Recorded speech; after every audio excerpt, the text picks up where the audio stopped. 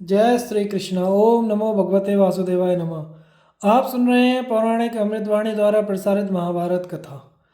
महाभारत की कथा सुनने के लिए हमारे चैनल को लाइक शेयर एंड सब्सक्राइब करें। चलिए आगे की कथा प्रारंभ करते हैं।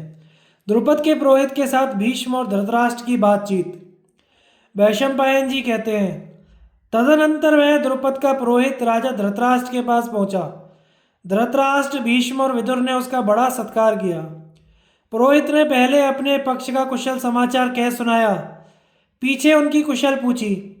इसके बाद उसने समस्त सेनापतियों के बीच इस प्रकार कहा, यह बात प्रसिद्ध है कि धृतराष्ट्र और पांडु दोनों एक ही पिता के पुत्र हैं, अतः पिता के धन पर दोनों का समान अधिकार है। परंतु धृतराष्ट्र के पुत्रों ने तो उनका पैतृक धन प्राप्त कर लिया और पांडु के पुत्रों को नहीं मिला। इसका क्या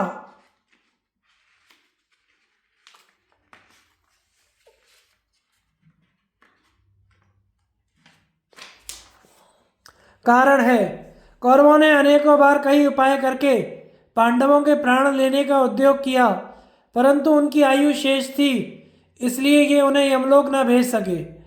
इतने कष्ट सहने के बाद भी महात्मा पांडवों ने अपने बल से राज्य बढ़ाया, किंतु क्षुद्र विचार रखने वाले धृतराष्ट्र पुत्रों ने शकुनी के साथ मिलकर छल से वह सारा राज्य छीन लिया। राजा धृतराष्ट्र ने भी इस कर्म का अनुमोदन किया और पांडव 13 वर्ष तक वन में रहने को विवश किए गए। इन सब अपराधों को भूलकर वे अब भी कौरवों के साथ समझौता ही करना चाहते हैं। अतः पांडवों और दुर्योधन के बर्ताव पर ध्यान देकर मित्रों तथा हितैषियों का यह कर्तव्य है कि वे दुर्योधन को समझावें। पांडव वीर है तो भी वे कौरवों के साथ युद्ध करना नहीं चाहते। उनकी तो यही इच्छा है कि संग्राम में जनसंहार किए बिना ही हमें हमारा भाग मिल जाए। दुर्योधन जिस लाभ को सामने रखकर युद्ध करना चाहता है वह सिद्ध नहीं हो सकता, क्योंकि पांडव कम बलवान नहीं है। युधिष्ठिर के पास भी 7 अक्षौहिणी सेना एकत्रित हो गई है और वह युद्ध के लिए उत्सुक होकर उनकी आज्ञा की बाट जोती है। इसके सिवा पुरुष सिंह, सात्यकी, भीमसेन, नकुल, सहदेव ये अकेले ही हजारों अक्षौहिणी सेना के बराबर हैं। एक ओर से 11 अक्षौहिणी सेना आवे और दूसरी ओर अकेला अर्जुन हो तो अर्जुन ही उससे बढ़कर सिद्ध होगा। ऐसे ही महाबाहु श्री कृष्ण हैं। पांडवों की सेना की प्रबलता, अर्जुन का पराक्रम और श्री कृष्ण की बुद्धिमत्ता देखकर भी कौन मनुष्य उनसे युद्ध करने को तैयार होगा? अतः धर्म और समय का विचार करके आप लोग पांडवों को जो देने योग्य भाग है उसे शीघ्र ही प्रदान करें। यह उपयुक्त अवसर आपके हाथ से चला ना जाए, इसका ध्यान रखना चाहिए। पुरोहित के वचन सुनकर महाबुद्धिमान भीष्म जी ने उसकी बड़ी प्रशंसा की और यह समयोचित वचन कहा, ब्राह्मण, बड़े सौभाग्य की बात है कि सभी पांडव भगवान श्री कृष्ण के साथ कुशल पूर्वक हैं। यह जानकर बड़ी प्रसन्नता हुई कि उन्हें राजाओं की सहायता प्राप्त है। साथ ही यह भी आनंद का विषय है कि वे धर्म में तत्पर हैं। वे पांचों भाई पांडव युद्ध का विचार त्याग कर अपने बंधुओं से संधि करना चाहते हैं। यह तो और भी आनंद की बात है। वास्तव में किरीटधारी अर्जुन बलवान, अस्त्र विद्या में निपुण और महारथी है। भला युद्ध में उसका मुकाबला कौन कर सकता है? साक्षात इंद्र में भी इतनी ताकत नहीं है, फिर दूसरे धनुषधारियों की तो बात ही क्या है। मेरा तो विश्वास है कि वह तीनों लोकों में एकमात्र समर्थ वीर है। जब भीष्म जी इस प्रकार कह रहे थे उस समय कर्ण क्रोध में भर गया और धृष्टतापूर्वक उनकी बात काटकर कहने लगा, ब्राह्मण, अर्जुन के पराक्रम की बात किसी से छिपी नहीं है, फिर बारंबार उसे कहने से क्या लाभ? पहले की बात है, शकुनी ने दुर्योधन के लिए जुए में युधिष्ठिर को हराया था। उस समय वे एक शर्त मानकर वन में गए थे। उस शर्त को पूरा किए बिना ही वे मत्स्य और पांचाल देश वालों के भरोसे मूर्ख की भांति पैतृक संपत्ति लेना चाहते हैं, परंतु दुर्योधन उनके डर से राज्य का चौथाई भाग भी नहीं दे सकते। यदि वे अपने बाप दादों का राज्य लेना चाहते हैं तो प्रतिज्ञा के अनुसार नियत समय तक पुनः वन में रहें। यदि धर्म छोड़कर लड़ने पर उतारू हैं तो इन कौरव वीरों के पास आने पर वे मेरे वचनों को भली भांति याद करेंगे। भीष्म जी बोले, राधा पुत्र, मुँह से कहने की क्या आवश्यकता है? एक बार अर्जुन के उस पराक्रम को तो याद कर लो जब विराटनगर के संग्राम में उसने अकेले ही 6 महारथियों को जीत लिया था। तुम्हारा पराक्रम तो उसी समय देखा गया जब अनेकों बार उसके सामने जाकर तुम्हें परास्त होना पड़ा। यदि हम लोग इस ब्राह्मण के कथन अनुसार कार्य नहीं करेंगे तो अवश्य ही युद्ध में पांडवों के हाथ से मरकर हमें धूल फेंकनी पड़ेगी। भीष्म जी के विचार सुनकर धृतराष्ट्र ने उनका सम्मान किया और उन्हें प्रसन्न करते हुए कर्ण को डांटते हुए कहा, भीष्म जी ने जो कहा है इसी में हमारा और पांडवों का हित है, इसी से जगत का भी कल्याण है। ब्राह्मण देवता, मैं सबके साथ सलाह करके संजय को पांडवों के पास भेजूंगा, आप शीघ्र ही लौट जाइए। ऐसा कहकर धृतराष्ट्र ने पुरोहित का सत्कार किया और उन्हें पांडवों के पास भेज दिया। वैशंपायन जी के धृतराष्ट्र और संजय की बातचीत। वैशंपायन जी कहते हैं, तदनंतर धृतराष्ट्र ने संजय को सभा में बुलाकर कहा, संजय, लोग कहते हैं पांडव प्लव्य नामक स्थान में आकर रह रहे हैं, तुम भी वहां जाकर उनकी सुध लो। अजातशत्रु युधिष्ठिर से आदरपूर्वक मिलकर कहना, बड़े आनंद की बात है कि आप सब लोग अपने स्थान पर आ गए हैं। उन सब लोगों से हमारी कुशल कहना, उनकी भी पूछना। वे वनवास के योग्य कदापि नहीं थे, फिर भी उन्हें वह कष्ट भोगना पड़ा। इतने पर भी उनका हम लोगों पर क्रोध नहीं है। वास्तव में वे बड़े निष्कपट और सज्जनों का उपकार करने वाले हैं। संजय, मैंने पांडवों को कभी बेईमानी करते नहीं देखा। इन्होंने अपने पराक्रम से लक्ष्मी प्राप्त करके भी सब मेरे ही अधीन कर दी थी। मैं सदा इनमें दोष ढूंढा करता था, पर कभी कोई दोष ना पा सका जिससे इनकी निंदा करूं। ये समय पड़ने पर धन देकर मित्रों की सहायता करते हैं। प्रवास से भी इनकी मित्रता में कमी नहीं आई। ये सबका यथोचित आदर सत्कार करते हैं। आजमीर वंशी क्षत्रियों के पक्ष में दुर्योधन और कर्ण के सिवा दूसरा कोई भी इनका शत्रु नहीं है। सुख और प्रियजनों से बिछड़े हुए इन पांडवों के क्रोध को ये ही दोनों बढ़ाते रहते हैं। मूर्ख दुर्योधन पांडवों के जीते जी जो उनका भाग है अपहरण कर लेना सरल समझता है। जिस युधिष्ठिर के पीछे अर्जुन, श्री कृष्ण, भीमसेन, सात्यकी, नकुल, सहदेव और संपूर्ण संजयवंशी वीर हैं, उनका राज्य भाग युद्ध के पहले ही दे देने में कल्याण है। गांडीवधारी अर्जुन अकेले ही रथ में बैठकर सारी पृथ्वी को अपने अधिकार में कर सकता है। इसी प्रकार विजयी एवं दुर्धर्ष वीर महात्मा कृष्ण भी तीनों लोकों के स्वामी हो सकते हैं। भीम के समान गदाधारी और हाथी की सवारी करने वाला तो कोई है ही नहीं। यदि उसके साथ वैर हुआ तो वह मेरे पुत्रों को जलाकर भस्म कर डालेगा। साक्षात इंद्र भी उसे युद्ध में नहीं हरा सकते। माद्री नंदन नकुल और सहदेव भी शुद्धचित्त एवं बलवान हैं। जैसे दो बाज पक्षियों के समूह को नष्ट करें, उसी प्रकार वे दोनों भाई शत्रुओं को जीवित नहीं छोड़ सकते। पांडव पक्ष में जो धृष्टद्युम्न नाम का एक योद्धा है, वह बड़े वेग से युद्ध करता है।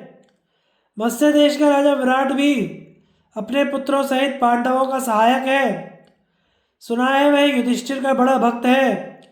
पांड्य देश का राजा भी बहुत से वीरों की वीरों के साथ पांडवों की सहायता के लिए आया है। सात्यकी तो उनकी अभीष्ट सिद्धि में लगा ही हुआ है। कुंती नंदन युधिष्ठिर बड़े धर्मात्मा, लज्जाशील, बलवान हैं। शत्रु भाव तो उन्होंने किसी के प्रति किया ही नहीं, किंतु दुर्योधन उनके साथ भी छल कर रहा है। मुझे तो भय है कि कहीं क्रोध करके मेरे पुत्रों को जलाकर भस्म न कर डालें। मैं राजा युधिष्ठिर के कोप से जितना डरता हूँ, उतना भय मुझे श्री कृष्ण, भीम, अर्जुन, नकुल, सहदेव से भी नहीं।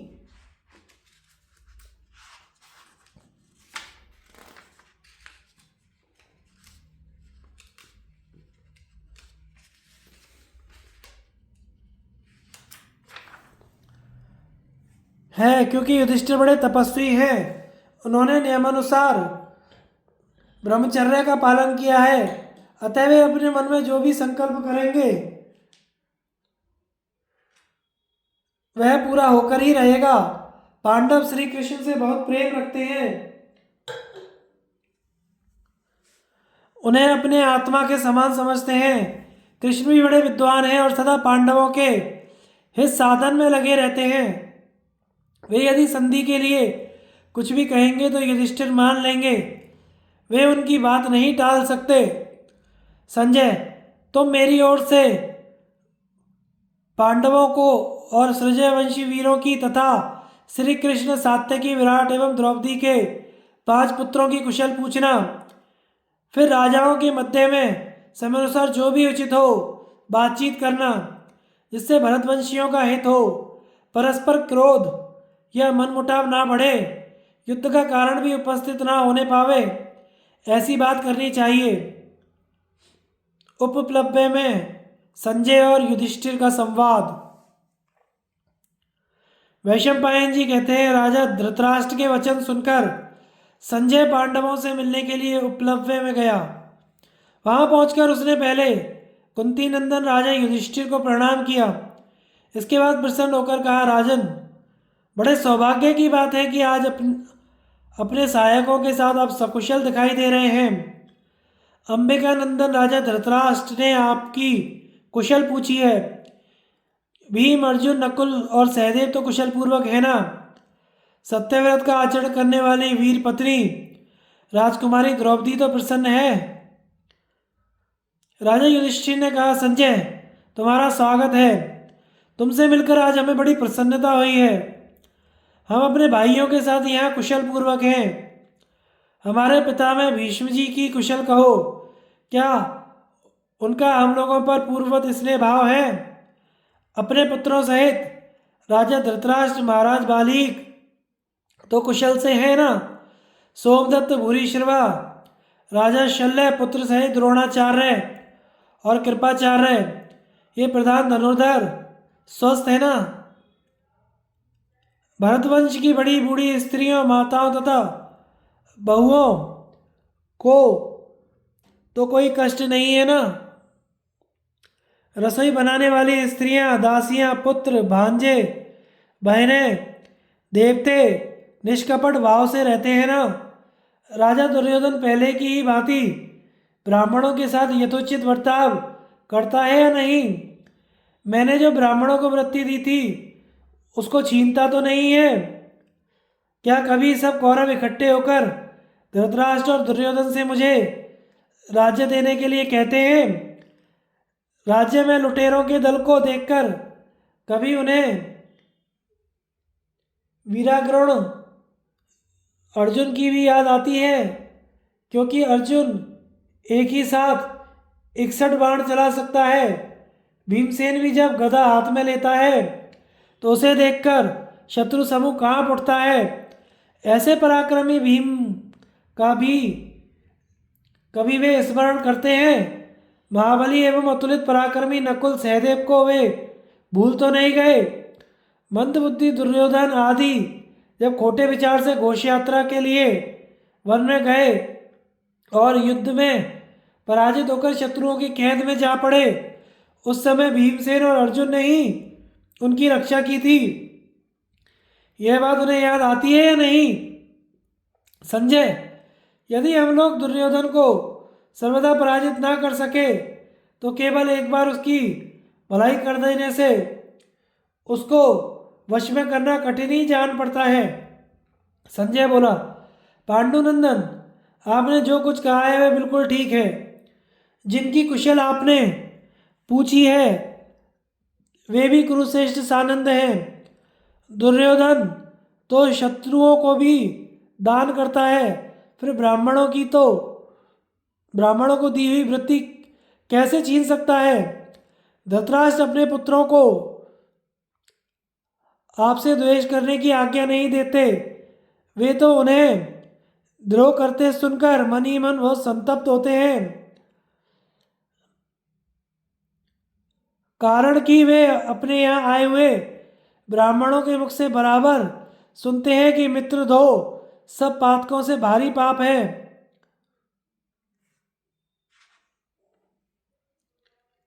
युद्ध की चर्चा चलने पर राजा धृतराष्ट्र, वीराग्रणी अर्जुन, गदाधारी भीम तथा रणधीर नकुल सहदेव सदा ही स्मरण करते हैं। अजातशत्रु, अब आप ही अपनी बुद्धि से विचार करके कोई ऐसा मार्ग निकालिए जिससे कौरव, पांडव तथा संजय वंशियों को सुख मिले। यहाँ जो राजा उपस्थित हैं उन्हें बुला लीजिए, अपने मंत्री और पुत्रों को भी साथ रखिए। फिर आपके चाचा धृतराष्ट्र ने जो संदेश भेजा है उसे सुनिए। युधिष्ठिर ने कहा, संजय, यहाँ भगवान श्री कृष्ण, सात्यकी तथा राजा विराट मौजूद हैं। पांडव और द्रुपद सब एकत्रित हैं। अब धृतराष्ट्र का संदेश सुनाओ। संजय बोले, राजा धृतराष्ट्र युद्ध नहीं शांति चाहते हैं। उन्होंने बड़ी उतावली के साथ रथ तैयार करके मुझे यहाँ भेजा है। मैं समझता हूँ भाई, पुत्र और कुटुंबजनों के साथ राजा युधिष्ठिर इस बात को स्मरण करेंगे। इससे पांडवों का हित होगा। कुंती के पुत्रों, आप अपने दिव्य शरीर, नम्रता और सरलता आदि के कारण सब धर्मों एवं उत्तम गुणों से युक्त हैं। उत्तम काल में आप लोगों का जन्म हुआ है। आप बड़े ही दयालु और दानी हैं। स्वभावतः संकोची, शीलवान और कर्मों के परिणाम को जानने वाले हैं। आपका हृदय सत्वगुण से परिपूर्ण है, अतः आपसे किसी खोटे कर्म का होना संभव नहीं है। यदि आप लोगों में कोई दोष होता तो वह प्रकट हो जाता। क्या सफ़ेद वस्त्र में काला दाग छिप सकता है, जिसके करने में सबका विनाश दिखाई दे, सब प्रकार से पाप का उदय होता हो और अंत में नरक का द्वार देखना पड़े? उस युद्ध जैसे कठोर कर्म में कौन समझदार पुरुष प्रवृत्त हो सकता है? वहाँ तो जय और पराजय दोनों समान हैं। भला कुंती पुत्र अन्य अधम पुरुषों के समान ऐसा कर्म करने के लिए कैसे तैयार हो गए जो ना धर्म का साधक है ना अर्थ का? यहाँ भगवान वासुदेव हैं, सब में वृद्ध पांचाल राज द्रुपद हैं। इन सबको प्रणाम करके मैं प्रसन्न करना चाहता हूँ। हाथ जोड़कर आप लोगों की शरण में आया हूँ। मेरी प्रार्थना पर ध्यान देकर वही करें जिससे कौरव और संजय वंश का कल्याण हो। मुझे विश्वास है भगवान श्री कृष्ण और अर्जुन मेरी प्रार्थना ठुकरा नहीं सकते। और तो क्या, मेरे मांगने पर अर्जुन अपने प्राण तक दे सकते हैं। ऐसा समझकर ही मैं संधि के लिए प्रस्ताव करता हूँ। संधि ही शांति का सर्वोत्तम उपाय है। भीष्म पितामह और राजा धृतराष्ट्र की यही सम्मति है। युधिष्ठिर ने कहा, संजय, तुमने ऐसी कौन सी बात सुनी है जिससे मेरी युद्ध की इच्छा जानकर भयभीत हो रहे हो? युद्ध करने की अपेक्षा उसे ना करना ही अच्छा है। संधि का अवसर पाकर भी कौन युद्ध करना चाहेगा? इस बात को मैं भी समझता हूँ कि बिना युद्ध किए यदि थोड़ा सा भी लाभ हो तो उसे बहुत मानना चाहिए। संजय, तुम जानते हो हमने वन में कितना कलेश उठाया है, फिर भी तुम्हारी बात का ख्याल करके हम कौरवों के अपराध क्षमा कर सकते हैं। कौरवों ने पहले हमारे साथ जो बर्ताव किया और उस समय हम लोगों का उनके साथ जैसा व्यवहार था, यह भी तुमसे छिपा नहीं है। अब भी सब कुछ वैसा ही हो सकता है। तुम्हारे कथन अनुसार हम शांति धारण कर लेंगे, किंतु यह तभी संभव है जब इंद्रप्रस्थ मेरा ही हो और दुर्योधन इस बात को स्वीकार करके वहाँ का राज्य हमें वापस कर दे। संजय बोला, पांडुनंदन, आपकी प्रत्येक चेष्टा धर्म के अनुसार होती है। यह बात लोक में प्रसिद्ध है और देखी भी जा रही है। यद्यपि यह जीवन अनित्य है, तथापि इससे महान सुयश की प्राप्ति हो सकती है। ये इस बात को सोचकर आप अपनी कीर्ति का नाश ना करें।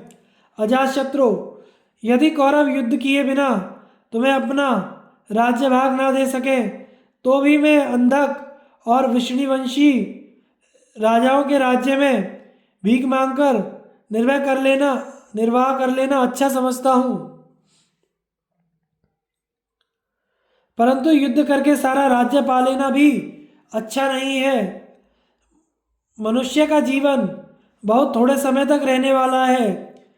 वह सदा क्षीण होने वाला, दुखमय और चंचल है। अतः पांडवगण, यह नरसंहार तुम्हारे यश के अनुकूल नहीं है। तुम युद्ध रूपी पाप में प्रवृत्त मत हो। इस जगत के भीतर धन की तृष्णा बंधन में डालने वाली है। उसमें फंसने पर धर्म में बाधा आती है।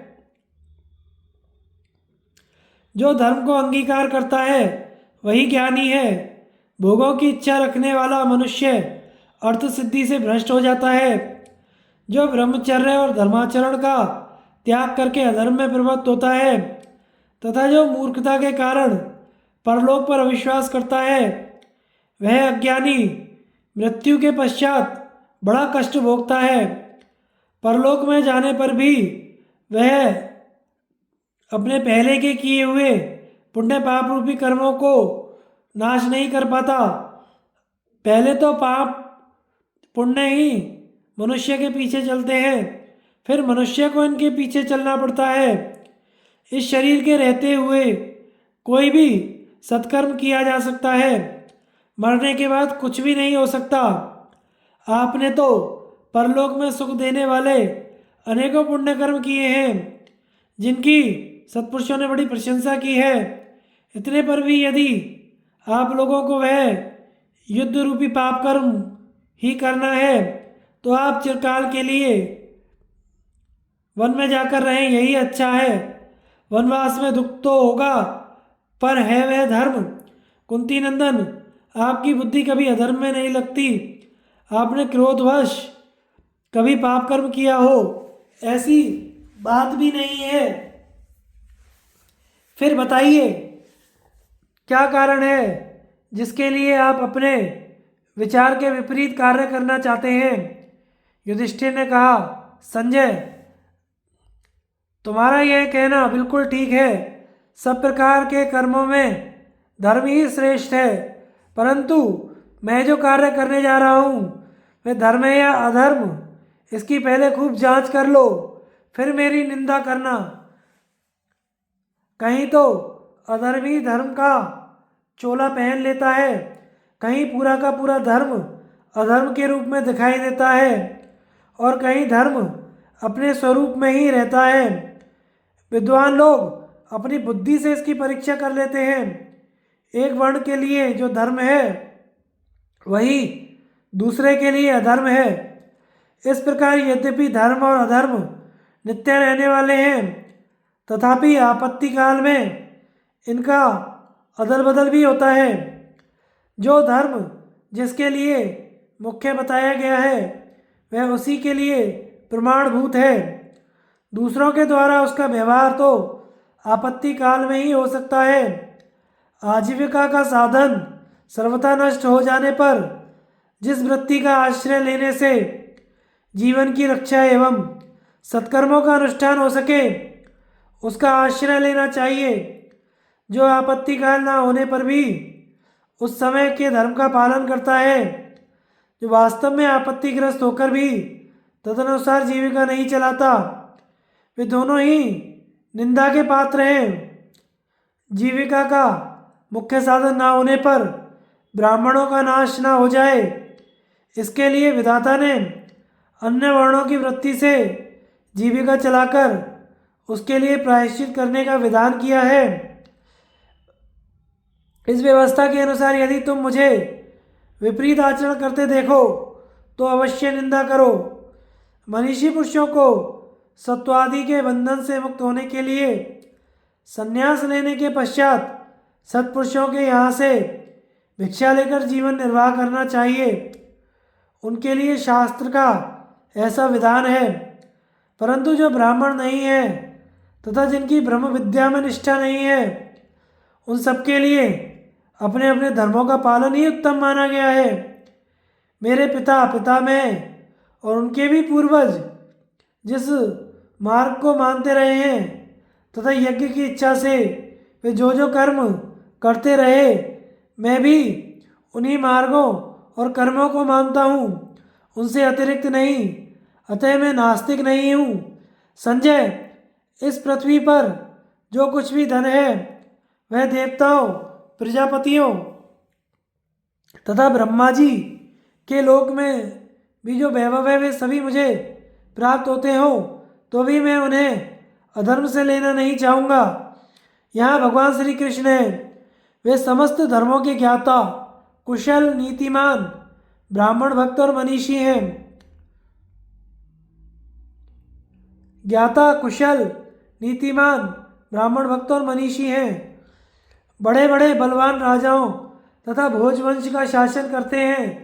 यदि मैं संधि का परित्याग अथवा युद्ध करके अपने धर्म से भ्रष्ट हो निंदा का पात्र बन रहा हूँ तो ये भगवान वासुदेव इस विषय में अपने विचार प्रकट करें, क्योंकि इन्हें दोनों पक्षों का हित साधन अभीष्ट है। ये प्रत्येक कर्म का अंतिम परिणाम जानते हैं, विद्वान हैं, इनसे श्रेष्ठ दूसरा कोई नहीं है। यह हमारे सबसे बढ़कर प्रिय हैं। मैं इनकी बात कभी नहीं टाल सकता। संजय के प्रति भगवान श्री कृष्ण के विचार। भगवान श्री कृष्ण ने कहा, संजय, जिस प्रकार मैं पांडवों को विनाश से बचाना चाहता हूँ, उनको ऐश्वर्य दिलाना तथा उनका प्रिय करना चाहता हूँ, उसी प्रकार अनेकों पुत्रों से युक्त राजा धृतराष्ट्र के अभ्युदय की भी शुभकामना करता हूँ। मेरी एकमात्र इच्छा यही है कि दोनों पक्ष शांत रहें। राजा युधिष्ठिर को भी शांति ही प्रिय है, यह बात सुनता हूँ और पांडवों के समक्ष इसे स्वीकार भी करता हूँ। परंतु संजय, शांति का होना कठिन ही जान पड़ता है। जब राजा धृतराष्ट्र अपने पुत्रों सहित लोभवश इनका राज्य भी हड़प लेना चाहता है तो कलह कैसे नहीं बढ़ेगा। तुम यह जानते हो कि मुझसे या युधिष्ठिर से धर्म का लोप नहीं हो सकता, तो भी उत्साह के साथ अपने धर्म का पालन करने वाले युधिष्ठिर के धर्मलोप की शंका तुम्हें क्यों हुई। ये तो पहले से ही शास्त्रीय विधि के अनुसार कुटुंब में रह रहे हैं।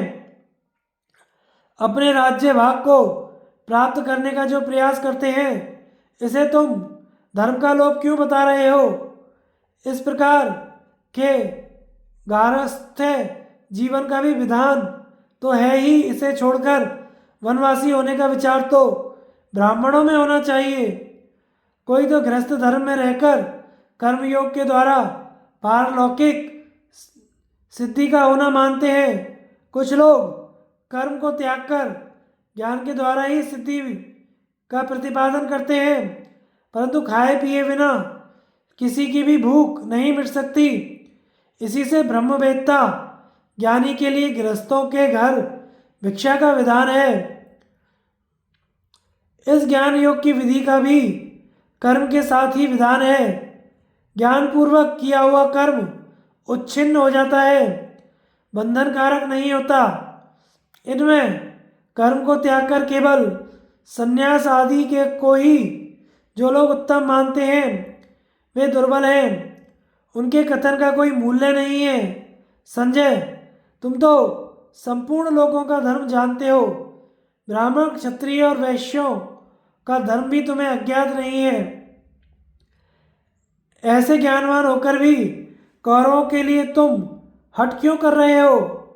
राजा युधिष्ठिर शास्त्रों का सदा स्वाध्याय करते हैं। अश्वमेध और राजसूय यज्ञों का अनुष्ठान भी इन्होंने ही किया है। इसके सिवा धनुष, कवच, हाथी, घोड़े, रथ और शस्त्र आदि से भी भली भांति संपन्न हैं। पांडव स्वधर्मानुसार कर्तव्य का पालन करते रहे हैं और क्षत्रिय उचित युद्ध कर्म में प्रवृत्त होकर यदि दैववश मृत्यु को भी प्राप्त हो जाए तो इनकी मृत्यु उत्तम ही मानी जाएगी। यदि तुम सब कुछ छोड़कर शांति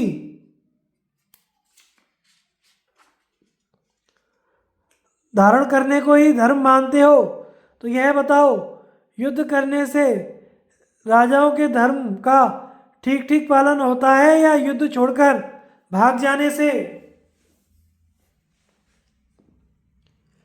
इस विषय में तुम्हारा कथन सुनना चाहता हूं। पांडवों का जो राज्य भाग धर्म के अनुसार उन्हें प्राप्त होना चाहिए उसे धृतराष्ट्र सहसा हड़प लेना चाहता है। उसके पुत्र समस्त कौरव भी उसी का साथ दे रहे हैं। कोई भी प्राचीन राजधर्म की ओर दृष्टि नहीं डालता। लुटेरा छिपे रहकर धन चुरा ले जाए अथवा सामने आकर बलपूर्वक डाका डाले, दोनों ही दशा में निंदा का पात्र है। संजय, तुम बताओ, दुर्योधन और उन चोर डाकुओं में क्या अंतर है? दुर्योधन तो क्रोध के वशीभूत हो रहा है। उसने जो छल से राज्य का अपहरण किया है उसे लोभ के कारण धर्म मानता है और राज्य को हथियाना चाहता है। किंतु पांडवों का राज्य तो धरोहर के रूप में रखा गया था, उसे कौरव लोग कैसे पा सकते हैं? दुर्योधन ने जिन्हें युद्ध के लिए एकत्रित किया है वे मूर्ख राजा लोग घमंड के कारण मौत के फंदे में आ फंसे हैं। संजय, भरी सभा में कौरवों ने जो बर्ताव किया था उस महान पाप कर्म पर भी दृष्टि डालो। पांडवों की प्यारी पत्नी सुशीला द्रौपदी रजस्वला की अवस्था में सभा में लाई गई, पर भीष्म आदि प्रधान कौरवों ने उसकी ओर उपेक्षा दिखाई। उस समय यदि बालक से लेकर बूढ़े तक सभी कौरव दुशासन को रोक देते तो मेरा प्रिय कार्य होता और धृतराष्ट्र के पुत्रों का भी हित होता। सभा में बहुत से राजा एकत्रित थे, परंतु दीनतावश किसी से भी उस अन्याय का विरोध नहीं किया गया जा सका। केवल विदुर जी ने अपना धर्म समझकर मूर्ख दुर्योधन को मना किया था। संजय, वास्तव में धर्म को बिना समझे ही तुम इस सभा में पांडुनंदन युधिष्ठिर को ही धर्म का उपदेश करना चाहते हो। द्रौपदी ने उस सभा में जाकर बड़ा दुष्कर कार्य किया, जो कि उसने अपने पतियों को संकट से बचा लिया। उसे वहाँ कितना अपमान सहना पड़ा। सभा में वह अपने ससुरों के पास खड़ी थी तो भी उसे लक्ष्य करके सूतपुत्र कर्ण ने कहा, यज्ञसेनी, अब तेरे लिए दूसरी गति नहीं है। दासी बनकर दुर्योधन के महल में चली जा। तेरे पति तो दावों में हार चुके हैं, अब किसी दूसरे पति को वर ले। अब जब पांडव वन में जाने के लिए काला मृग चर्म धारण कर रहे थे उस समय दुशासन ने यह कितनी कड़वी बात कही थी। ये सब के सब नपुंसक अब नष्ट हो गए, चिरकाल के लिए नरक के गर्त में गिर गए। संजय, कहाँ तक कहें? जुए के समय जितने निंदित वचन कहे गए थे वे सब तुम्हें ज्ञात हैं। तो भी इस बिगड़े हुए कार्य को बनाने के लिए मैं स्वयं हस्तिनापुर चलना चाहता हूँ। यदि पांडवों का स्वार्थ नष्ट किए बिना ही कौरवों के साथ संधि कराने में सफल हो सका तो अपने इस कार्य को बहुत पुनीत और अभ्युदयकारी समझूंगा और कौरव भी मौत के फंदे से छूट जाएंगे। कौरव लताओं के समान हैं और पांडव वृक्ष की शाखा के समान। इन शाखाओं का सहारा लिए बिना लताएं बढ़ नहीं सकती। पांडव धृतराष्ट्र की सेवा के लिए भी तैयार हैं और युद्ध के लिए भी। अब राजा को जो अच्छा लगे उसे स्वीकार करें। पांडव धर्म का आचरण करने वाले हैं। यद्यपि ये शक्तिशाली योद्धा हैं तो भी संधि करने को उद्यत हैं। तुम ये सब बातें धृतराष्ट्र को अच्छी तरह समझा देना। संजय की विदाई, युधिष्ठिर का संदेश। संजय ने कहा, पांडुनंदन, आपका कल्याण हो। अब मैं जाता हूँ। इसके लिए आपकी आज्ञा चाहता हूँ। मैंने मानसिक आवेश के कारण वाणी से जो कुछ कह दिया इससे आपको कष्ट तो नहीं हुआ? युधिष्ठिर बोले, संजय जाओ, तुम्हारा कल्याण हो। तुम तो कभी हमें कष्ट देने की बात सोच भी नहीं सकते। समस्त कौरव तथा हम पांडव लोग जानते हैं तुम्हारा हृदय शुद्ध है। तुम किसी के पक्षपाती ना होकर मध्यस्थ हो। तुम विश्वसनीय हो। तुम्हारी बातें कल्याणकारिणी होती हैं। तुम शीलवान संतोषी हो, इसलिए मुझे प्रिय लगते हो। तुम्हारी बुद्धि कभी मोहित नहीं होती। कटुवचन कहने पर भी तुम्हें कभी क्रोध नहीं होता। संजय, तुम हमारे प्रिय हो। विदुर के समान दूत बनकर आए हो तथा अर्जुन के प्रिय सखा हो। वहां जाकर स्वाध्यायशील ब्राह्मणों, सन्यासियों तथा वनवासी तपस्वियों और बड़े बूढ़े लोगों को मेरा प्रणाम करना। बाकी जो लोग हो उनसे कुशल समाचार कहना। जो प्रजा का पालन करते हुए राज्य में निवास करते हों उन क्षत्रियों और जो राष्ट्र के भीतर व्यापार करके जीविका चला रहे हों उन वैश्यों से भी मेरी कुशल कहकर उनकी कुशल पूछना। आचार्य द्रोण से प्रणाम कहना। अश्वत्थामा की कुशल पूछना और कृपाचार्य के घर जाकर मेरी ओर से उनका चरण स्पर्श करना। जिनमें शूरता, नृशंसता का अभाव, तपस्या, बुद्धिशील, शास्त्र ज्ञान, सत्व, धैर्य आदि सद्गुण विद्यमान हैं उन भीष्म जी के चरणों में मेरा नाम लेकर प्रणाम कहना। राजा धृतराष्ट्र को प्रणाम करके मेरी कुशल कहना और दुर्योधन, दुशासन तथा कर्ण आदि से भी कुशल पूछना। दुर्योधन ने पांडवों से युद्ध करने के लिए जिन वशाती, शाल्योक, केकय, अम्बष्ट, त्रिगर्त और पूर्व, उत्तर, पश्चिम, दक्षिण पर्वतीय प्रांतों के राजाओं को एकत्रित किया है उनमें जो लोग क्रूरता से रहित, सुशील और सदाचारी हों उन सबसे भी कुशल पूछना। तात संजय, गंभीर बुद्धि वाले दीर्घदर्शी विदुर जी हम लोगों के प्रेमी गुरु, स्वामी, पिता, माता, मित्र और मंत्री हैं। उनकी भी मेरी ओर से कुशल पूछना। कुरुकुल की जो सर्वगुण संपन्न बड़ी बूढ़ी स्त्रियां हमारी माताएं हैं उन सबसे मिलकर हमारा प्रणाम कहना तथा वहाँ जो हमारे भाइयों की स्त्रियां हैं उन सब की कुशल पूछना। वे सुंदर, कीर्तियुक्त और प्रशंसनीय आचरण वाली स्त्रियां सुरक्षित रहकर सावधानी पूर्वक गृहस्थ धर्म का पालन तो कर रही हैं ना?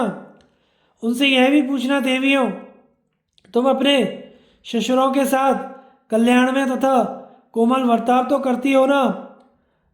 तुम लोगों पर तुम्हारे पति जिस प्रकार प्रसन्न रहे वैसा ही व्यवहार तो करती रहती हो ना।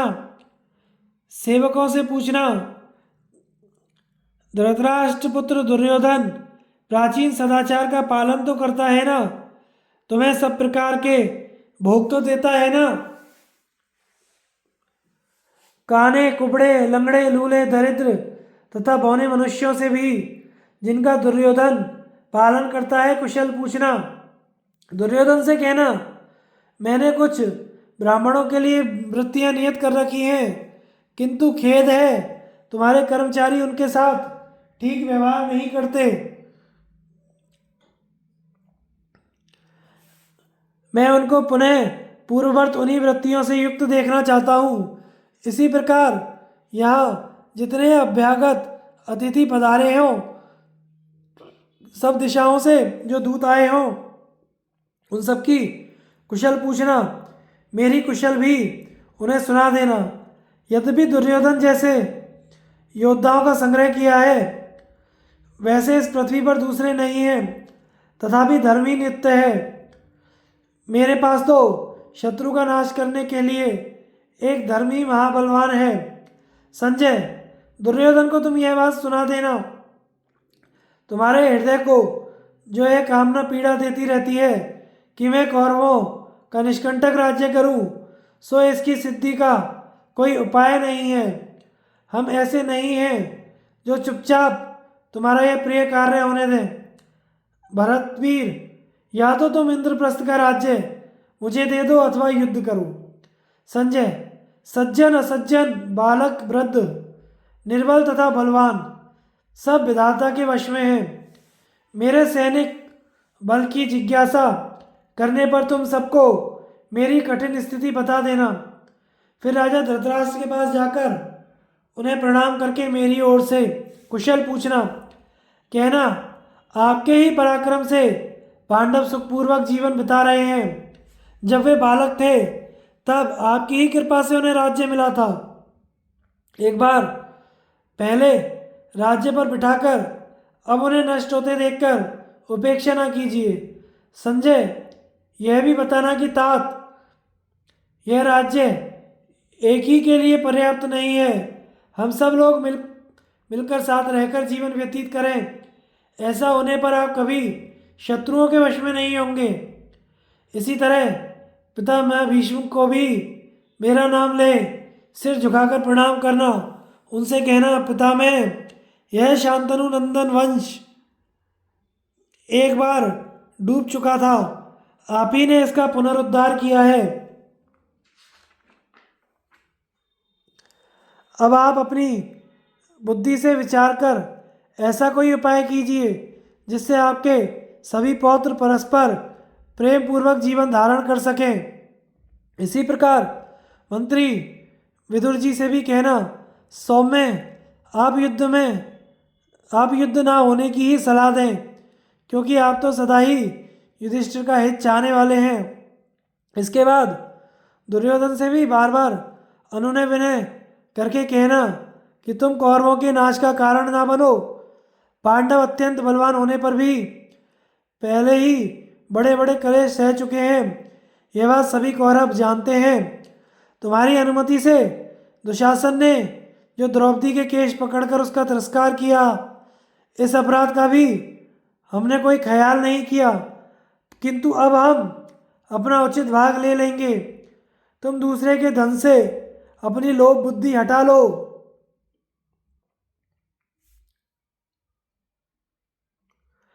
ऐसा करने से ही शांति होगी और परस्पर प्रेम भी बना रहेगा। हम शांति चाहते हैं, तुम हम लोगों का राज्य का एक हिस्सा दे दो। सुयोधन, अविस्थल, वकिस्थल, माकंदी, वारणावत और पांचवा कोई भी एक गांव दे दो, जिससे हम लोगों के युद्ध की समाप्ति हो जाए। हम 5 भाइयों को 5 ही गांव दे दो, जिससे शांति बनी रहे। संजय, मैं शांति रखने में भी समर्थ हूँ और युद्ध करने में भी। धर्मशास्त्र और अर्थशास्त्र का भी मुझे पूर्ण ज्ञान है। मैं समयानुसार कोमल भी हो सकता हूँ और कठोर भी संजय की धृतराष्ट्र से भेंट।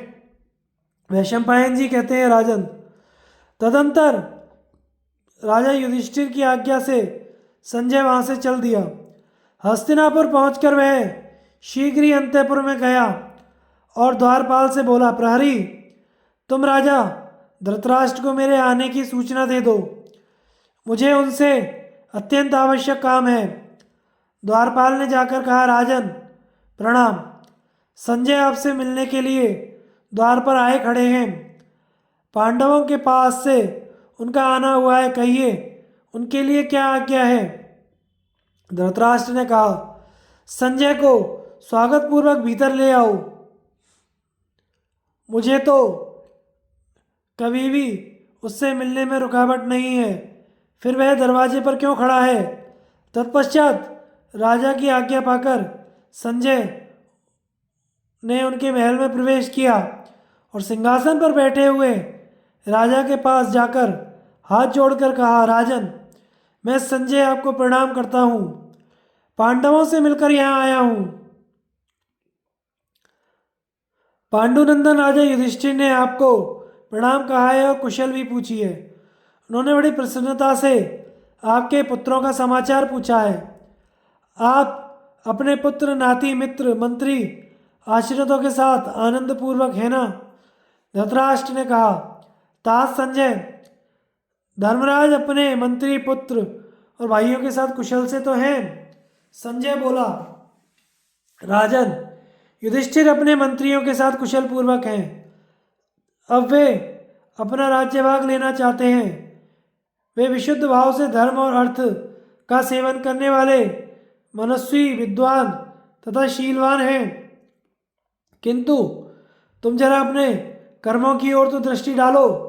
धर्म और अर्थ से युक्त जो श्रेष्ठ पुरुषों का व्यवहार है, उससे बिल्कुल विपरीत तुम्हारा बर्ताव है।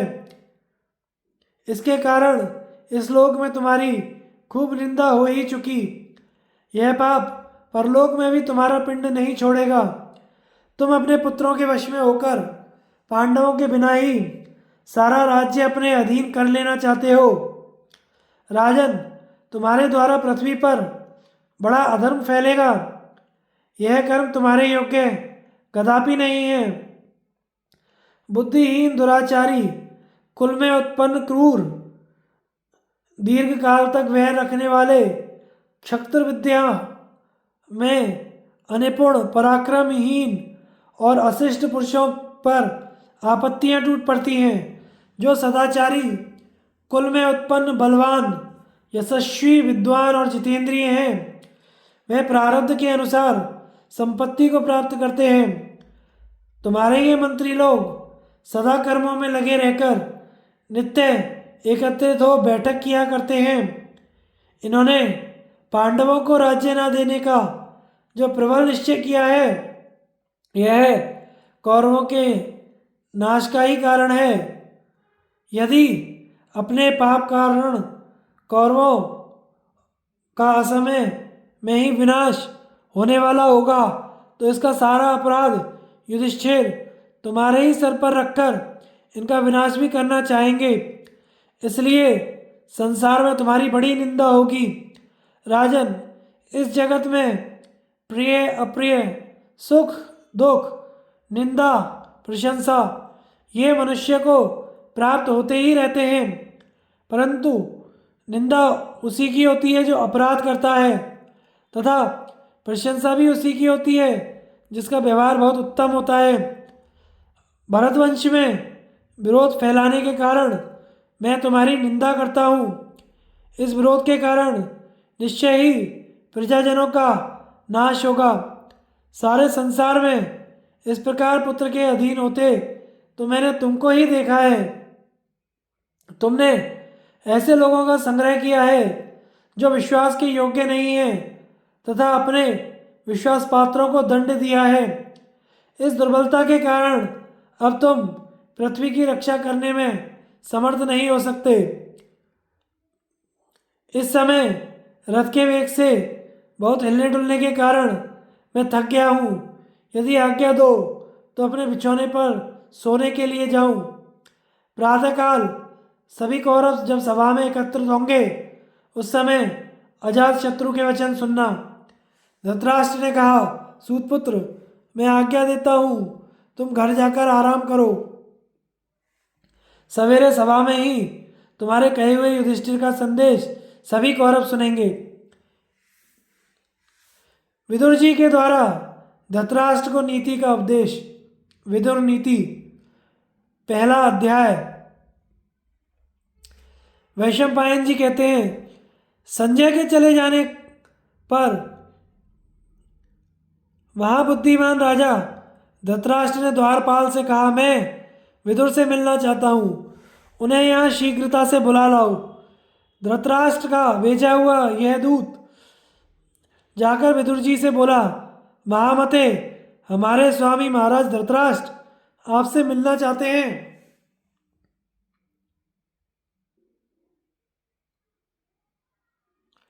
उसके ऐसा कहने पर विदुर जी ने राजमहल के पास जाकर कहा, द्वारपाल, धृतराष्ट्र को मेरे आने की सूचना दे दो।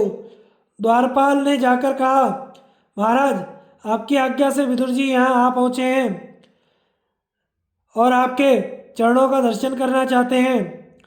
मुझे आज्ञा दीजिए, उन्हें क्या कार्य बताया जाए।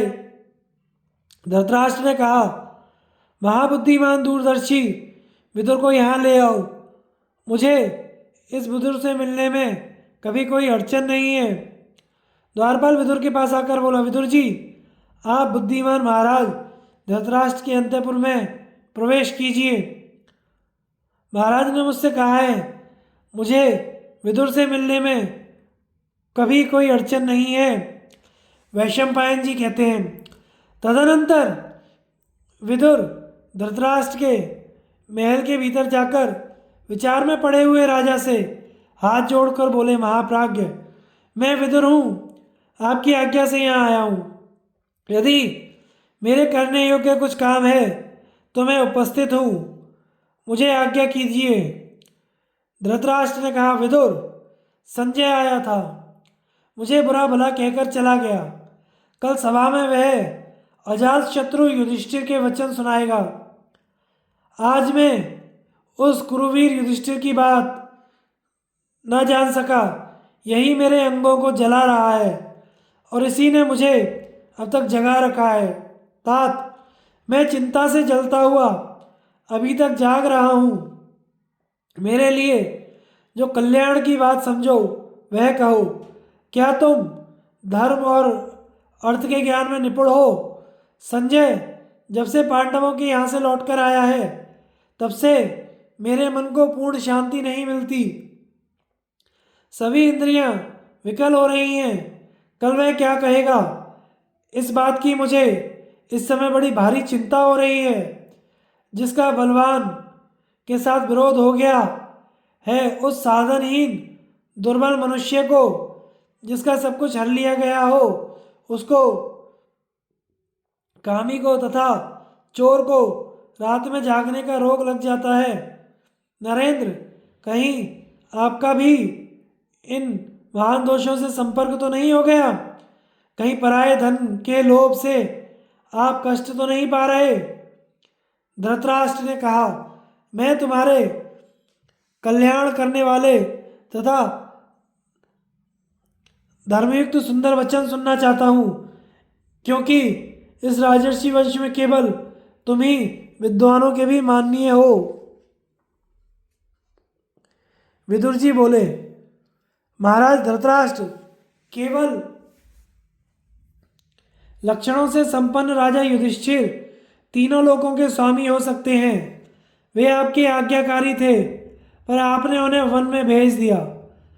आप धर्मात्मा और धर्म के जानकार होते हुए भी आंखों से अंधे होने के कारण उन्हें पहचान ना सके। इसी से उनके विपरीत हो गए और उन्हें राज्य का भाग देने में आपकी सम्मति ना हुई। युधिष्ठिर में क्रूरता का अभाव, दया, धर्म, सत्य तथा पराक्रम है।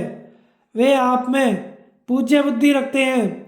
इन्हीं सद्गुणों के कारण वे सोच विचार कर चुपचाप बहुत से कलेश सह रहे हैं। आप दुर्योधन, शकुनी, कर्ण तथा दुशासन जैसे अयोग्य व्यक्तियों पर राज्य का भार रखकर कैसे ऐश्वर्य वृद्धि चाहते हैं। अपने वास्तविक स्वरूप का ज्ञान, उद्योग, दुख सहने की शक्ति और धर्म में स्थिरता, ये गुण जिस मनुष्य को पुरुषार्थ से च्युत नहीं करते वही पंडित कहलाता है। जो अच्छे कर्मों का सेवन करता और बुरे कर्मों से दूर रहता है, साथ ही जो आस्तिक और श्रद्धालु है, उसके ये सद्गुण पंडित होने के लक्षण हैं। क्रोध, हर्ष, गर्व, लज्जा, उद्दंड तथा अपने को पूज्य समझना, ये भाव जिसको पुरुषार्थ से भ्रष्ट नहीं करते वही पंडित कहलाता है।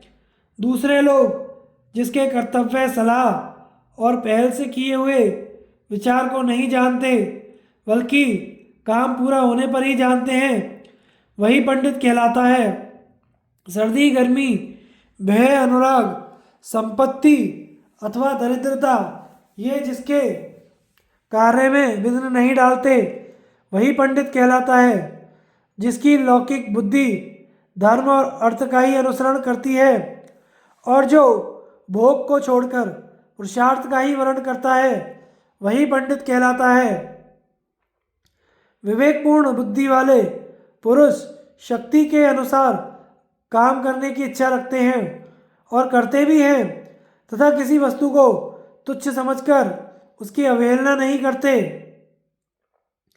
किसी विषय को देर तक सुनता है किंतु शीघ्र ही लेना समझकर कर्तव्य बुद्धि से पुरुषार्थ में प्रवृत्त होना, कामना से नहीं, बिना पूछे दूसरे के विषय में व्यर्थ कोई बात नहीं कहना,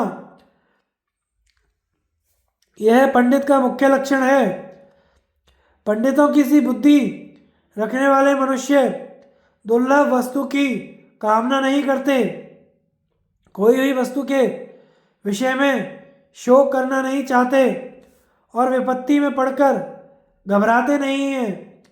जो पहले निश्चय करके फिर कार्य आरंभ करता है, कार्य के बीच में नहीं रुकता, समय को व्यर्थ नहीं जाने देता और चित्त को वश में रखता है, वही पंडित कहलाता है। भरत कुल भूषण पंडित जन श्रेष्ठ कर्मों में रुचि रखते हैं, उन्नति के कार्य करते हैं तथा भलाई करने वालों में दोष नहीं निकालते। जो अपना आदर होने पर हर्ष के मारे फूल नहीं उठता, अनादर से संतप्त नहीं होता तथा गंगा जी के कुंड के समान जिसके चित्त को क्षोभ नहीं होता, वह पंडित कहलाता है।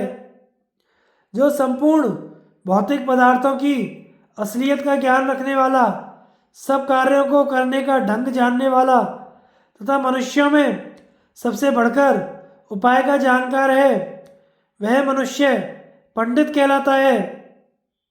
जिसकी वाणी कहीं नहीं रुकती, जो विचित्र ढंग से बातचीत करता है, तर्क में निपुण तथा प्रतिभाशाली है तथा जो ग्रंथ के तात्पर्य को शीघ्र बता सकता है, वह पंडित कहलाता है।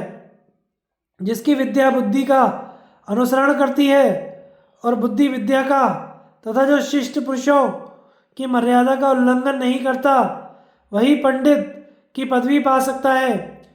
बिना पढ़े ही गर्व करने वाले, दरिद्र होकर भी बड़े बड़े मंसूबे बांधने वाले और बिना काम किए ही धन पाने की इच्छा रखने वाले मनुष्य को पंडित लोग मूर्ख कहते हैं।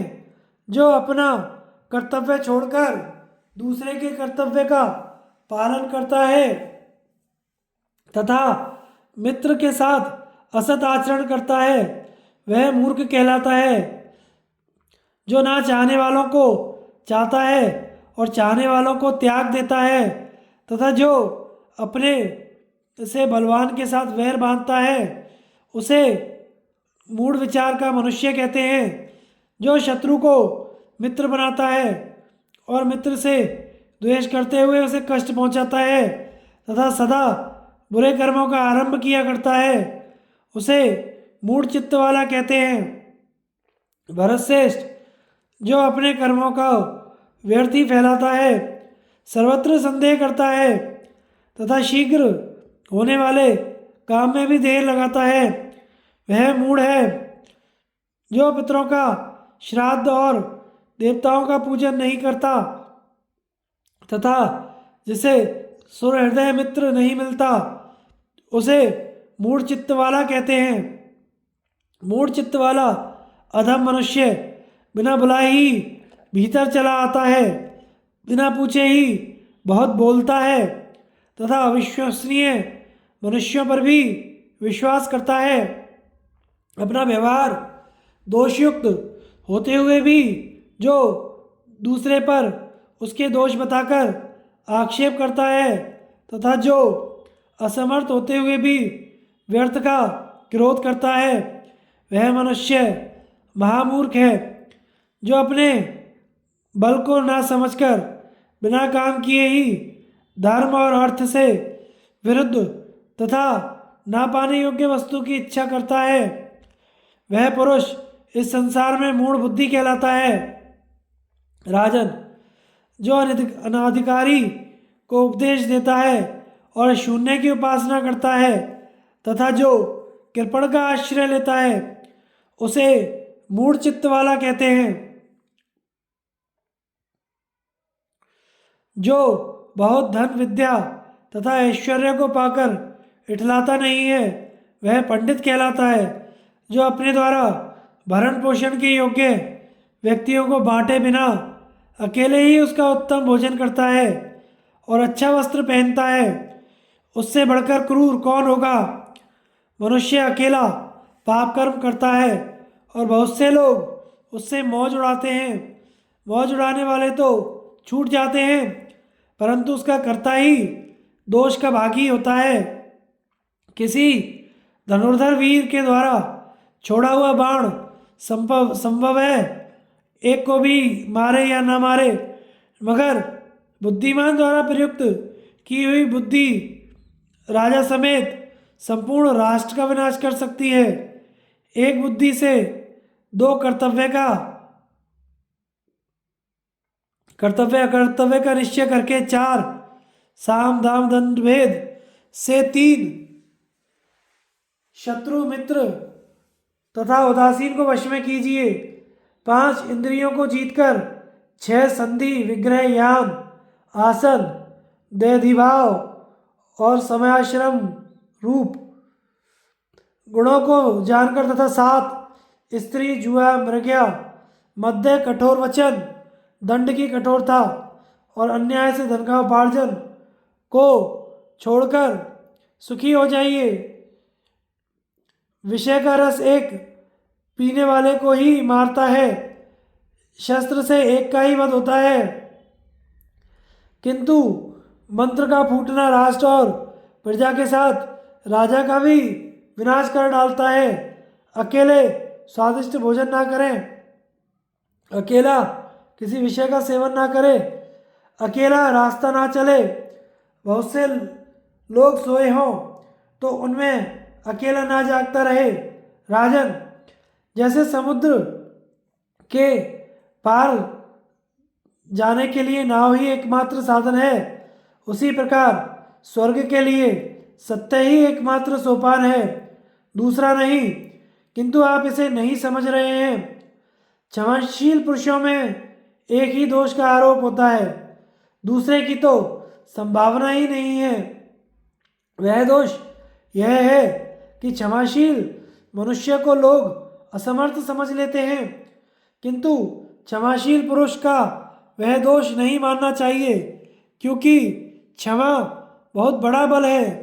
क्षमा असमर्थ मनुष्यों का गुण तथा समर्थों का भूषण है। इस जगत में क्षमा वशीकरण रूप है। भला क्षमा से क्या सिद्ध नहीं होता?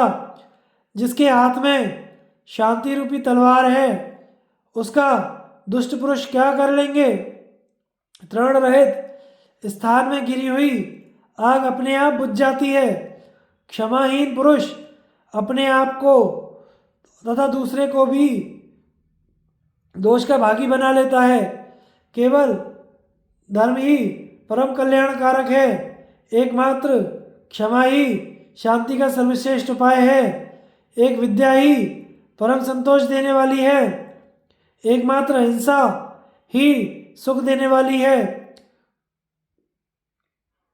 बिल में रहने वाले मेंढक आदि जीवों को जैसे सांप खा जाता है, उसी प्रकार शत्रु का विरोध करने वाले राजा, परदेश सेवन ना करने वाले ब्राह्मण, इन दोनों को खा जाती है। जरा भी कठोर ना बोलना, दुष्ट पुरुषों का आदर ना करना, इन दो कर्मों को करने वाला मनुष्य इस लोक में विशेष शोभा पाता है। दूसरी स्त्री चाहे गए हुए पुरुष की कामना करने वाली स्त्रियां तथा दूसरों के द्वारा पूजित मनुष्यों का आदर करने वाले पुरुष, ये दो प्रकार के लोग दूसरों पर विश्वास करके चलने वाले होते हैं। जो निर्धन होकर भी बहुमूल्य वस्तुओं की इच्छा रखता है और असमर्थ होकर भी क्रोध करता है, ये दोनों ही अपने शरीर को सुख देने वाले कांटों के समान हैं। दो ही अपने विपरीत कर्म के कारण शोभा नहीं पाते। अकर्मण्य गृहस्थ और प्रपंच में लगा हुआ सन्यासी। राजन, ये दो प्रकार के पुरुष स्वर्ग के भी ऊपर स्थान पाते हैं। शक्तिशाली होने पर भी क्षमा करने वाले और निर्धन होने पर भी दान देने वाला। न्यायपूर्वक उपार्जित किए हुए धन के दो ही दुरुपयोग समझने चाहिए, अपात्र को देना और सत्पात्र को ना देना। जो धनी होने पर भी दान ना दे, दरिद्र होने पर भी कष्ट सहन ना कर सके, इन दो प्रकार के मनुष्यों को गले में पत्थर बांधकर पानी में डुबो देना चाहिए। पुरुष श्रेष्ठ, ये दो प्रकार के पुरुष सूर्यमंडल को भेद कर ऊर्ध्व गति को प्राप्त होते हैं। योग युक्त सन्यासी और संग्राम में लोहा लेते हुए मारा गया योद्धा। भरतश्रेष्ठ, मनुष्यों की कार्य सिद्धि के लिए उत्तम, मध्यम और अधम, ये तीन प्रकार के उपाय सुने जाते हैं। एक, वेद वेत्ता विद्वान जानते हैं। राजन, उत्तम, माध्यम और अधम, ये तीन प्रकार के पुरुष होते हैं। इनको यथा योग्य तीन ही प्रकार के कर्मों में लगाना चाहिए। राजन, तीन ही धन के अधिकारी नहीं माने जाते। स्त्री, पुत्र और दास, ये जो कुछ कमाते हैं धन उन्हीं का होता है जिसके ये अधीन रहते हैं। दूसरे के धन का हरण, दूसरे की स्त्री का संसर्ग, सुर हृदय मित्र का परित्याग, ये तीनों ही दोष नाश करने वाले होते हैं। काम, क्रोध, लोभ, ये आत्मा का नाश करने वाले नरक के तीन दरवाजे हैं। अतः इन तीनों को त्याग देना चाहिए। भारत, वरदान पाना, राज्य की प्राप्ति और पुत्र का जन्म, ये तीन एक और शत्रु के कष्ट से छूटना, यह एक तरफ। वे तीन और यह एक बराबर ही हैं। भक्त, सेवक तथा मैं आपका ही हूँ, ऐसा कहने वाले इन तीन प्रकार के शरणागत मनुष्यों को संकट पड़ने पर भी नहीं छोड़ना चाहिए। थोड़ी बुद्धि वाले, दीर्घसूत्री, जल्दबाज, स्तुति करने वाले लोगों के साथ गुप्त सलाह नहीं करनी चाहिए। ये चारों महाबली राजा के लिए त्यागने योग्य बताए गए हैं। विद्वान पुरुष ऐसे लोगों को पहचान लें। तात, गृहस्थ धर्म में स्थित लक्ष्मीवान, आपके घर में चार प्रकार के मनुष्यों को सदा रहना चाहिए। अपने कुटुंब का बूढ़ा, संकट में पड़ा हुआ, उच्च कुल का मनुष्य, धनीन मित्र और बिना संतान की बहन। महाराज, इंद्र के पूछने पर उनसे बृहस्पति जी ने जिन चारों को तत्काल फल देने वाला बताया था, उन्हें आप मुझसे सुनिए।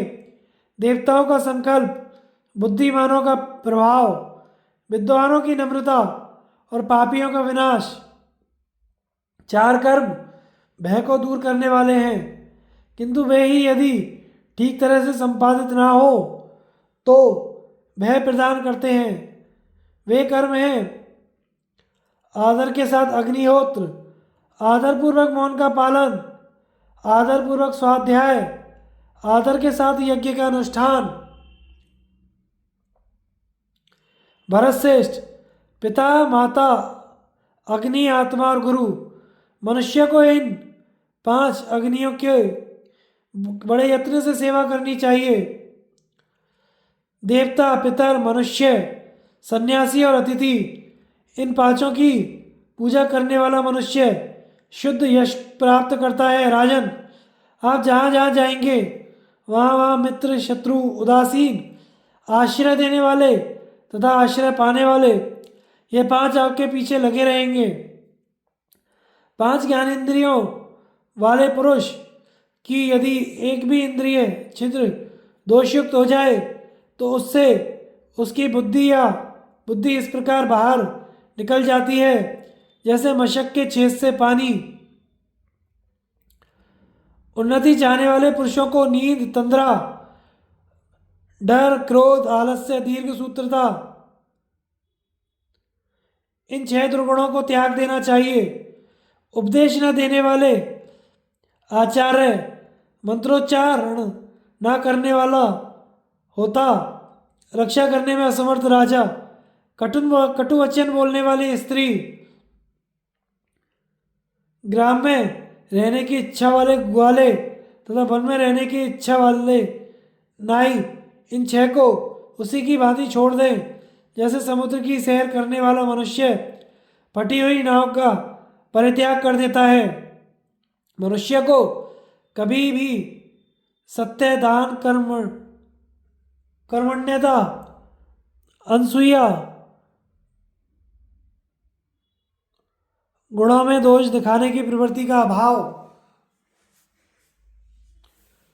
क्षमा तथा धैर्य, इन 6 गुणों का त्याग नहीं करना चाहिए। धन की आय, नित्य निरोग रहना, स्त्री का अनुकूल तथा प्रियवादिनी होना, पुत्र का आज्ञा के अंदर रहना तथा धन पैदा करने वाली विद्या का ज्ञान, ये 6 बातें इस मनुष्य लोक में सुखदायिनी होती हैं।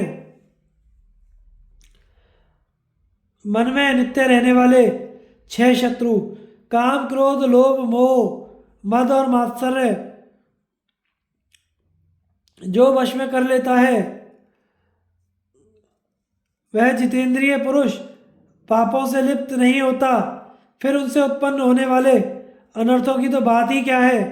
निम्नांकित 6 प्रकार के मनुष्य 6 प्रकार के लोगों से अपनी जीविका चलाते हैं।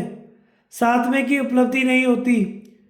चोर असावधान पुरुष से, वैद्य रोगी से,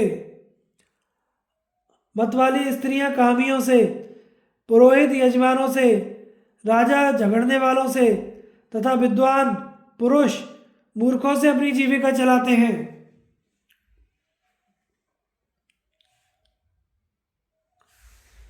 सातवें की उपलब्धि नहीं होती।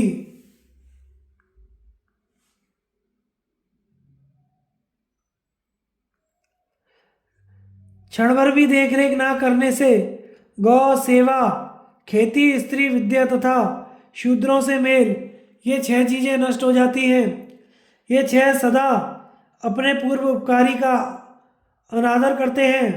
शिक्षा समाप्त हो जाने पर शिष्य आचार्य का, विवाहित बेटे माता का, काम वासना की शांति हो जाने पर मनुष्य स्त्री का, कृतकार्य पुरुष सहायक का, नदी की दुर्गम धारा पार कर लेने वाले पुरुष नाव का, रोगी पुरुष रोग छूटने के बाद वैद्य का तिरस्कार कर देते हैं। निरोग रहना, ऋणी ना होना, परदेश में ना रहना अच्छे लोगों के साथ मेल होना, अपनी वृत्ति से जीविका चलाना, निडर होकर रहना। राजन, ये 6 मनुष्य लोक के सुख हैं। ईर्ष्या करने वाला, घृणा करने वाला, असंतोषी, क्रोधी, सदा शंकित रहने वाला तथा दूसरे के भाग्य पर जीवन निर्वाह करने वाला, ये 6 सदा दुखी रहते हैं। स्त्री विषयक आसक्ति, जुआ, शिकार, मद्यपान, वचन की कठोरता, अत्यंत कठोर दंड देना, धन का दुरुपयोग करना, ये 7 दुखदाई दोष राजा को सदा त्याग देने चाहिए। इनसे दृढ़मूल राजा भी प्राय नष्ट हो जाते हैं। विनाश के मुख में पड़ने वाले मनुष्य के 8 पूर्व चिन्ह हैं। प्रथम तो वह ब्राह्मणों से द्वेष करता है, फिर उनके विरोध का पात्र बनता है, ब्राह्मणों का धन हड़प लेता है, उनको मारना चाहता है, ब्राह्मणों की निंदा में आनंद मानता है, उनकी प्रशंसा सुनना नहीं चाहता, यज्ञ आदि में उनका स्मरण नहीं करना चाहता तथा कुछ मांगने पर उनमें दोष निकालने लगता है। इन सब दोषों को बुद्धिमान मनुष्य समझे और समझकर त्याग दे। भारत, मित्रों से समागम, अधिक धन की प्राप्ति, पुत्र का आलिंगन, मैथुन में प्रवृत्ति, समय पर प्रिय वचन बोलने वाला, अपने वर्ग के लोगों की उन्नति, अभीष्ट वस्तुओं की प्राप्ति, जन समाज में सम्मान, ये 8 हर्ष के सार दिखाई देते हैं और ये ही अपने लौकिक सुख के साधन भी होते हैं। बुद्धि, कुलीनता, इंद्रिय निग्रह, शास्त्र ज्ञान, पराक्रम, अधिक ना बोलना, शक्ति के अनुसार दान और कृतज्ञता, ये 8 गुण पुरुष की ख्याति बढ़ा देते हैं। जो विद्वान पुरुष आंखें, कान आदि 9 दरवाजे वाले, 3 बात, पित्त तथा कफ रूपी खंभों वाले, 5 ज्ञानेंद्रिय रूप साक्षी वाले, आत्मा के निवास स्थान इस शरीर रूपी ग्रह को जानता है, वह बहुत बड़ा ज्ञानी है। महाराज धृतराष्ट्र, 10 प्रकार के लोग धर्म को नहीं जानते, उनके नाम सुनो। नशे में मतवाला, असावधान, पागल, थका हुआ, क्रोधी, भूखा, जल्दबाज, लोभी, भयभीत और कामी। अतः इन सब लोगों में विद्वान पुरुष आसक्ति ना बढ़ावे। इसी विषय में असुरों के राजा प्रहलाद ने सुधन्वा के साथ अपने पुत्र के प्रति जो कुछ उपदेश दिया था, नीतिज्ञ लोग उस पुराने इतिहास का उदाहरण देते हैं। जो राजा काम और क्रोध का त्याग करता है वह सुपात्र को धन देता है, विशेषज्ञ है, शास्त्रों का ज्ञाता और कर्तव्य को शीघ्र पूरा करने वाला है। उसे सब लोग प्रमाण मानते हैं। जो मनुष्यों में विश्वास उत्पन्न करना जानता है, जिनका अपराध प्रमाणित हो गया, उन्हीं को दंड देता है। जो दंड देने की न्यूनाधिक मात्रा तथा क्षमा का उपयोग जानता है, उस राजा की सेवा में संपूर्ण संपत्ति चली आती है।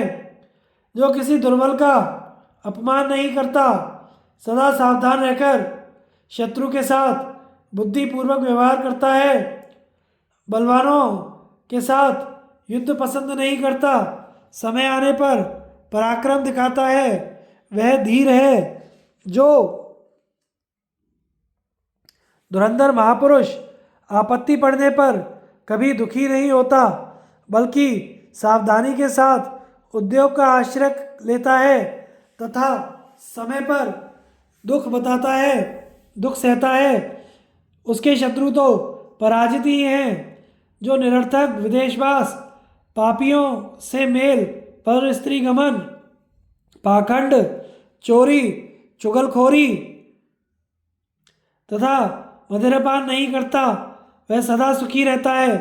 जो क्रोध या उतावली के साथ धर्म अर्थ काम का आरंभ नहीं करता, पूछने पर यथार्थ बात ही बतलाता है, मित्र के लिए झगड़ा नहीं पसंद करता, आदर न पाने पर क्रुद्ध नहीं होता, विवेक नहीं खो बैठता, दूसरों के दोष नहीं देखता, सब पर दया करता है, दुर्बल होते हुए किसी की जमानत नहीं देता, बढ़कर नहीं बोलता, विवाद सह लेता है। ऐसा मनुष्य सब जगह प्रशंसा पाता है। जो कभी उद्दंड का सा वेश नहीं बनाता, दूसरों के सामने अपने पराक्रम की भी डींग नहीं हाँकता, क्रोध से व्याकुल होने पर भी कटु वचन नहीं बोलता, उस मनुष्य को लोग सदा ही प्यारा बना लेते हैं। जो शांत की हुई वैर की आग को फिर प्रज्वलित नहीं करता, गर्व नहीं करता, हीनता नहीं दिखाता तथा मैं विपत्ति में पड़ा हूँ ऐसा सोचकर अनुचित काम नहीं करता, उस उत्तम आचरण वाले पुरुष को आर्यजन सर्वश्रेष्ठ कहते हैं।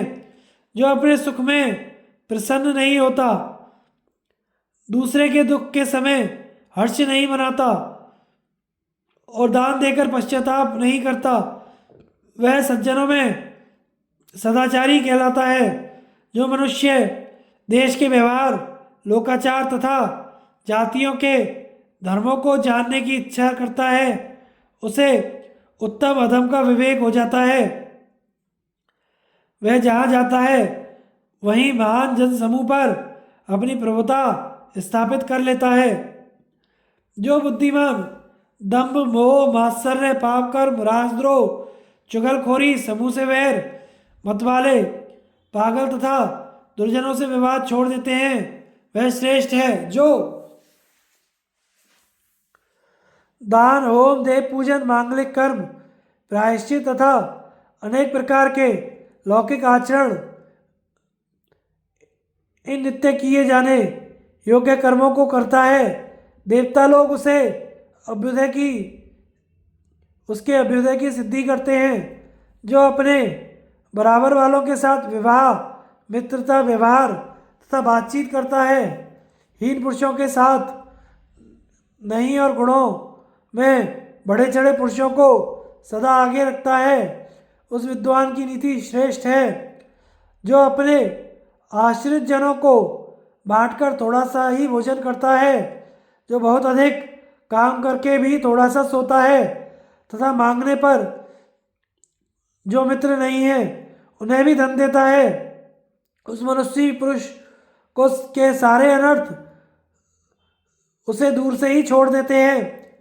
जिसके अपनी इच्छा के अनुकूल और दूसरों की इच्छा के विरुद्ध कार्य को दूसरे लोग कुछ भी नहीं जान पाते,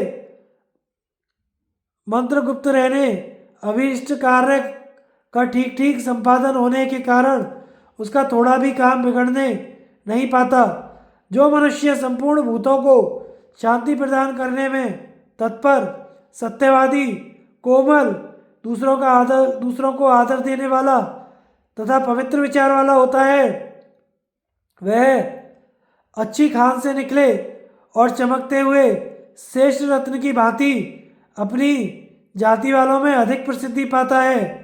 जो स्वयं ही अधिक लज्जाशील है, वह सब लोगों में श्रेष्ठ समझा जाता है। वह अपने अनंत तेज, शुद्ध हृदय एवं एकाग्रता से युक्त होने के कारण कांति में सूर्य के समान शोभा पाता है। अंबिकानंदन शाप से दग्ध राजा पांडु के जो 5 पुत्र वन में उत्पन्न हुए, वे 5 इंद्र के समान शक्तिशाली हैं। उन्हें आप ही ने बचपन से पाला और शिक्षा दी है। वे भी सदा आपकी आज्ञा का पालन करते रहते हैं। तात, उन्हें उनका न्यायोचित राजभाग देकर आप अपने पुत्रों के साथ आनंद भोगिए नरेंद्र। ऐसा करने पर आप देवता तथा मनुष्यों की टीका टिप्पणियों के विषय नहीं रह जाएंगे। इससे आगे की कथा हम अगले भाग में प्रसारित करेंगे। हमारे चैनल को लाइक शेयर सब्सक्राइब करें। धन्यवाद।